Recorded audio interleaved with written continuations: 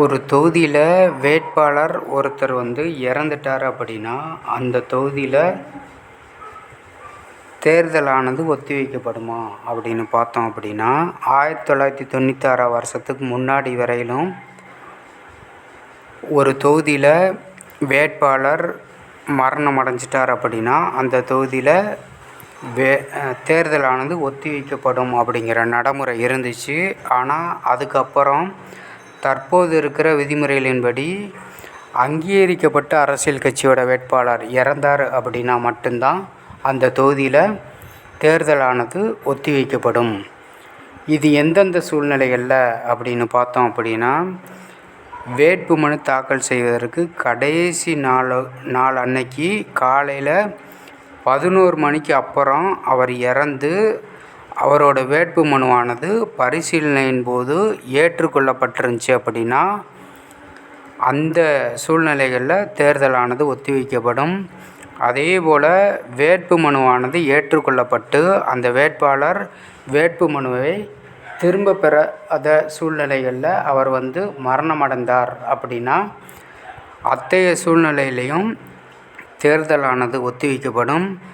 இந்த 2 சூழ்நிலைகள்லையும் போட்டியிடுற வேட்பாளரோட இறுதி பட்டியலை வெளியிடுவதற்கு முன்பாக வேட்பாளரோட மரணம் குறித்த தகவலானது தேர்தல் அதிகாரிக்கு கிடைக்கப்பட்டிருந்துச்சு அப்படின்னா அந்த சூழ்நிலைகளில் தேர்தலானது ஒத்தி வைக்கப்படும்.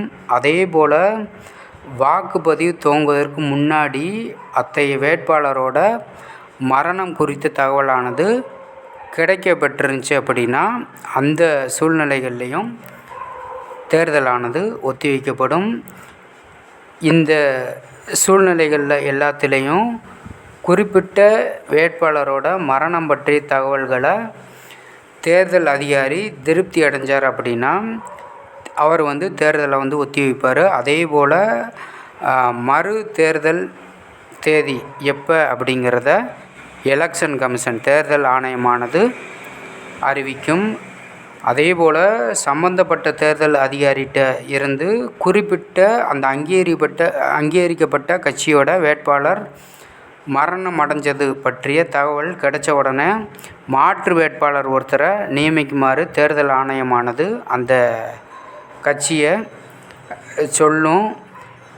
இதோட ஆணையானது வெளியிடப்பட்ட 7 நாட்களுக்கு உள்ளே புதிய வேட்பாளரோட வேட்புமனுவானது தாக்கல் செய்யப்பட வேண்டும்.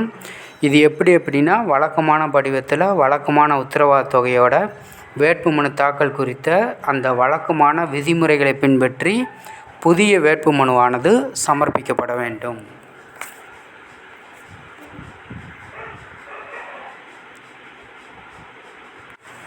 இங்கே தெரிஞ்சுக்கிற வேண்டியது என்ன அப்படின்னா, வேட்பாளர் அங்கீகரிக்கப்பட்ட கட்சியோட வேட்பாளர், அதேபோல் பதிவு செய்யப்பட்ட அரசியல் கட்சியோட வேட்பாளர், அதேபோல் சுயேட்சை வேட்பாளர் இவங்க இருப்பாங்க.